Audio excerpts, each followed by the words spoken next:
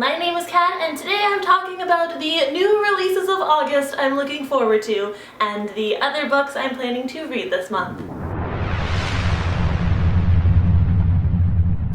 So let's just jump right in and get started with the 5 new releases of August that I personally am most looking forward to. So first up, I have Opposition by Jennifer L. Armentrout, and this is coming out on August 5th. This is the 5th and final book of the Lux series, so I'm not going to talk too much about the synopsis because spoilers, but I will say that I love this series. It's this awesome mix of funny and snarky and romantic and action-packed, and in my opinion each book in this series is better than the previous one, and I've loved all of them. So I have pretty high expectations for this one, and I don't think it's going to disappoint. I was actually lucky enough to receive an early copy from Entangled Teen, who is helping to sponsor this video, so thank you, Entangled Teen. And of course, I couldn't wait to start it, so I have already begun this book. I'm only like 2 chapters in, but I'm already loving it, and I will be doing a full review discussion for the entire series once I finish this one later this month. So stay tuned for that! Next up is Isla and the Happily Ever After by Stephanie Perkins, which is coming out on August 14th. This is the 3rd book in this trilogy of companion novels that started with Anna and the French Kiss and continued with Lola and the Boy Next Door. I absolutely loved both of those books, and I don't really like saying that an author is one of my favorites until I've read a significant number of their books. And I've only read 2 by Stephanie Perkins, but I'm gonna say it, she's one of my favorites. Her books are so heartwarming and heart-wrenching and funny and sweet and romantic, and after you finish reading them, you kind of just want to hug them for a very long time. Or at least that's what happened for me. I have been waiting for Isla and the Happily Ever After for like 3 years now, and I can't wait to have it in my hands, like physically within my possession. It will be glorious. If you enjoy cute contemporary reads and you haven't yet read anything by Stephanie Perkins, then I don't really understand the life decisions you've been making, but I'm here to set you straight. Read these books immediately. Next up, I have Between the Spark and the Burn by April Genovese, and this is also coming out on August 14th. This is the sequel/conclusion to the duology that started with Between the Devil and the Deep Blue Sea, which I own somewhere in this room of boxes, but I have actually not yet read it. I do really like to marathon duologies though, so now that this one is complete, I might just have to get around to doing that. I didn't look at the synopsis for book 2 because I didn't want to spoil myself for book 1. But book 1, at least, is a gothic paranormal romance about a girl who falls in love with this boy who may or may not be the devil. The reviews for these books have been kind of mixed, but the covers are so gorgeous, and I'm really looking forward to giving it a try myself. Next up, I have Percy Jackson's Greek Gods, which is coming out on August 19th. I love the Percy Jackson books, both the Percy Jackson in the Olympian series and the Heroes of Olympus series. And while this book isn't exactly a novel, it is told from Percy Jackson's point of view, which I really want in my life right now, because Percy is flippin' hilarious. And his take on the Greek gods is sure to be fun and sassy and like the opposite of ugly crying, ugly laughing. I'm pretty sure that's what's gonna happen when I read this book. Like, it will destroy me with lols. Also, apparently there are beautiful illustrations in this book, which really just seals the deal in making this a must-buy. And finally, I have Rumble by Ellen Hopkins, which is coming out on August 26th. Rumble is about a boy named Matthew who's had a pretty rough life, and as of such, he doesn't really have much faith in anything. Not his family or his friends, and certainly not some higher power. He is a devout atheist until he kind of causes this horrific accident that sends him to a very dark place. He starts to hear this rumble, which then becomes a voice, which throws everything he has ever disbelieved into question. I'm actually not too familiar with Ellen Hopkins because I have not yet read a book by her, but from what I understand, her writing style is very beautiful and lyrical,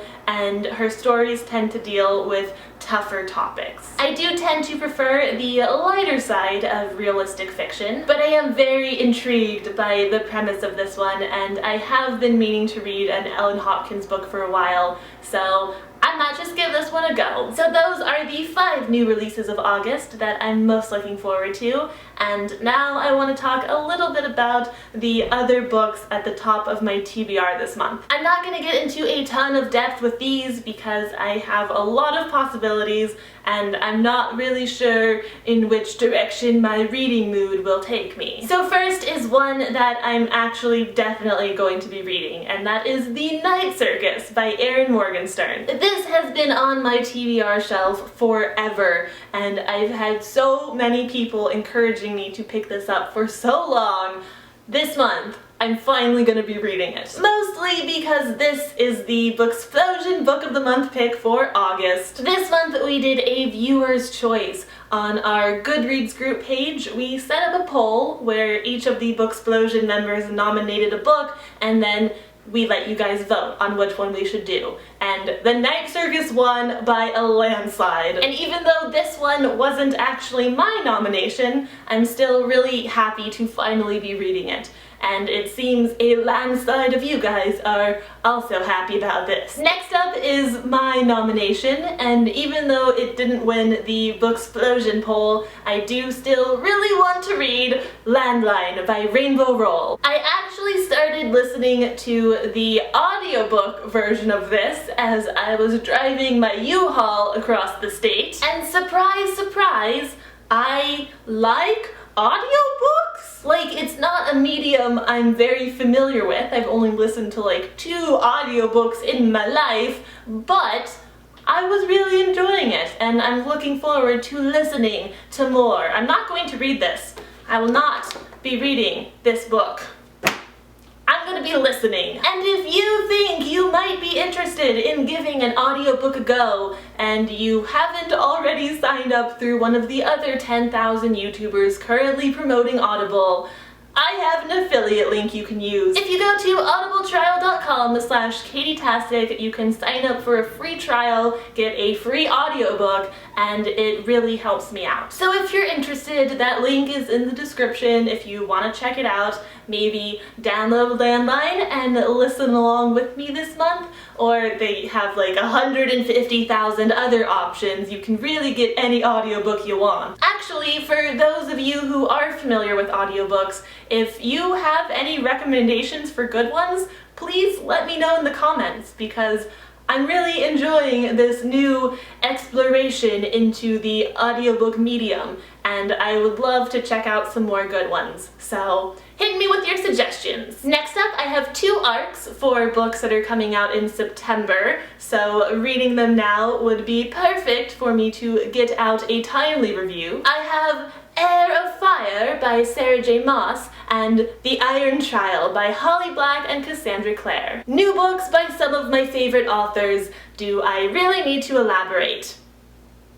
I don't think so. Then I have The Wizard Heir by Cinda Williams-Chima. This is the sequel/companion novel to The Warrior Heir, which I just read last month. I really enjoyed that one, and I've heard from many people that the series just gets better as you go along. So that's very promising. I might just have to jump back into this world because I am quite eager to see the fallout after the events at the end of book 1. Especially since there is a new book coming out in October, so I do love a good marathon, and this is just lining up nicely for that. And finally, I have Horns by Joe Hill. As soon as I watched the trailer for the movie adaptation, I knew I had to immediately buy this book. And maybe it was Daniel Radcliffe that really won me over, but I'm also just feeling very intrigued by the story. And I decided that even though I hadn't heard of this book before, I need to read it before I go see the movie. So I bought it, I'm gonna read it. The movie doesn't come out until Halloween, so I do have some time. I might get to it this month, I might get to it next month, or the next month after that. But I will be reading this before seeing the movie. So yes, those are the books at the top of my TBR, and again, I'm not sure exactly which ones I'm gonna be reading because I mentioned a lot in this video. If you have a decent argument for or against any of these books, you can probably convince me into your direction. So yeah, help me decide what I should read this month, because right now I have a lot of options and not a lot of like solid feelings toward any of them. It's kind of a free, loose TBR kind of month. So yeah, let me know your thoughts. Thank you so much for watching. I hope you enjoyed this video. I hope you have a great night, and I will have another vlog up soon, so I will see you then. Goodbye! Ah!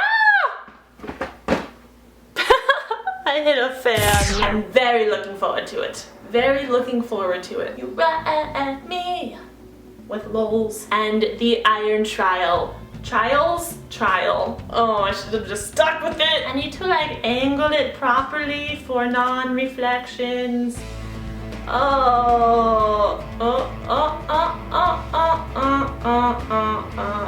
I'm very excited to do so.